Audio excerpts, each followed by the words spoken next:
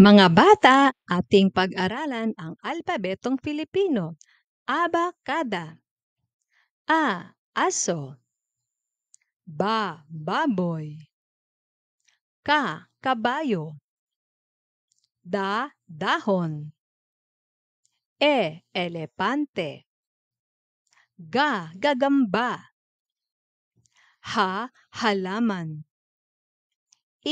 Ilong. Labi. Mata.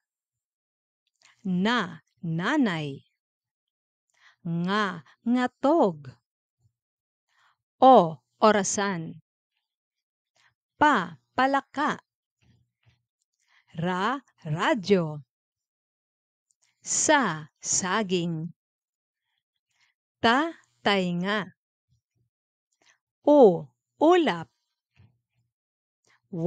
Watawat. Yakap. Mahusay mga bata, makita tayong muli sa susunod na aralin.